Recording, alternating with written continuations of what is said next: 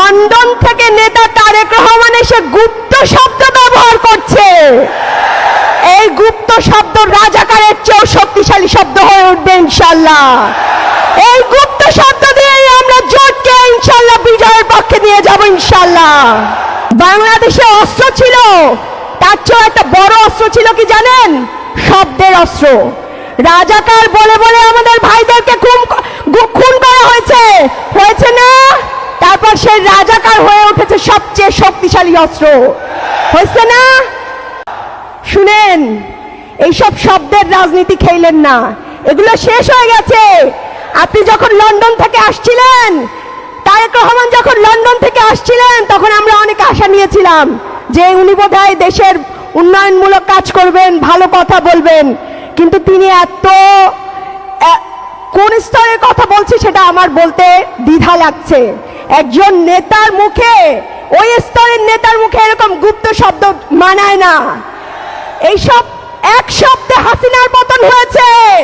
আপনারা যদি এইসব শব্দ ব্যবহার করে মানুষকে ঠেকাতে চান, তাহলে কি হবে? জি, শব্দেরই পতন হবে ইনশাল্লাহ। তাদের কার্ডের অভাব নাই। নারী কার্ড, চান্দা কার্ড, লাল কার্ড, নীল কার্ড, আবার কি কার্ড দিবে? Family card. আমরা এইসব ফ্যামিলি কার্ডের ধার ধারি না, এইসব চাইও না নারীরা। আমরা নারীরা চাই কি চাই? আমরা রাস্তাঘাটে শান্তিপূর্ণভাবে হাঁটতে চাই। আমরা এই চান্দাবাজি দেখতে চাই না। তাদের কার্ডের অভাব নাই। নারী কার্ড, চান্দা কার্ড, লাল কার্ড, নীল কার্ড, আবার কি কার্ড দিবে? Family card. আমরা এইসব ফ্যামিলি কার্ডের ধার ধারি না, এইসব চাইও না নারীরা। আসসালামু আলাইকুম, কেমন আছেন? সরাসরি কথায় চলে যাই। সামনে ভোট। আমাদের এই ভোটকে বানচাল করার জন্য জোটের গণজোয়ার দেখার পরে এক দলের ঘুম হারাম হয়ে গেছে। সেই জন্য তারা নারী কার্ড ব্যবহার করছে। তাদের কার্ডের অভাব নাই। নারী কার্ড, চান্দা কার্ড, লাল কার্ড, নীল কার্ড, আবার কি কার্ড দিবে? Family card. আমরা এইসব ফ্যামিলি কার্ডের ধার ধারি না, এইসব চাইও না নারীরা। আমরা নারীরা চাই কি চাই? আমরা রাস্তাঘাটে শান্তিপূর্ণভাবে হাঁটতে চাই। আমরা এই চান্দাবাজি দেখতে চাই না। বাংলাদেশে অস্ত্র ছিল, তার চেয়েও একটা বড় অস্ত্র ছিল কি জানেন? শব্দের অস্ত্র। রাজাকার বলে বলে আমাদের ভাইদেরকে খুন করা হয়েছে, হয়েছে না? তারপর সেই রাজাকার হয়ে উঠেছে সবচেয়ে শক্তিশালী অস্ত্র, হয়েছে না? আজকে লন্ডন থেকে নেতা তারেক রহমান এসে গুপ্ত শব্দ ব্যবহার করছে। এই গুপ্ত শব্দ রাজাকারের চেয়েও শক্তিশালী শব্দ হয়ে উঠবে ইনশাল্লাহ। এই গুপ্ত শব্দ দিয়েই আমরা জোটকে ইনশাল্লাহ বিজয়ের পক্ষে নিয়ে যাব ইনশাল্লাহ।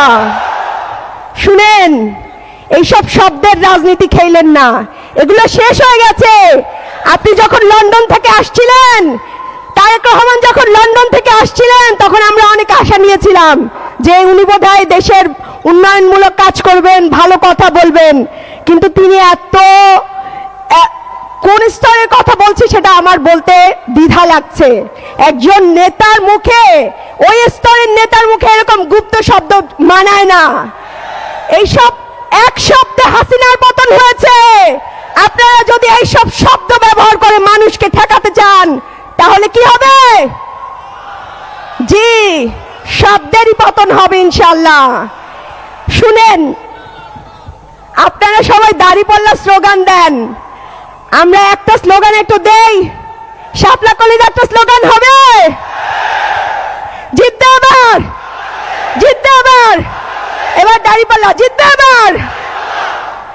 শুনেন ভাইরা, আমাদের জামাত ইসলামের ভাইরা আমাদের ভাইদের জন্য অনেক কষ্ট করছেন। আমাদের আমরা আবার বোনরা তাদের পাশে দিয়ে কষ্ট করছি। আমরা ইনশাল্লাহ জোট সরকারকে এইভাবেই এগিয়ে নিয়ে যাব।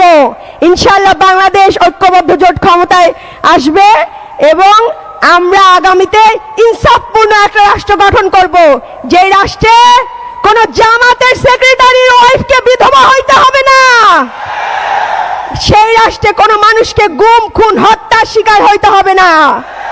সেই রাষ্ট্রই আমরা গঠন করব ইনশাআল্লাহ, এবং সেই রাষ্ট্রে সবাই মিলে আমরা হাদি হত্যার বিচার করতে পারবো না? সবাই দোয়া করবেন, ভালো থাকবেন। আসসালামু আলাইকুম।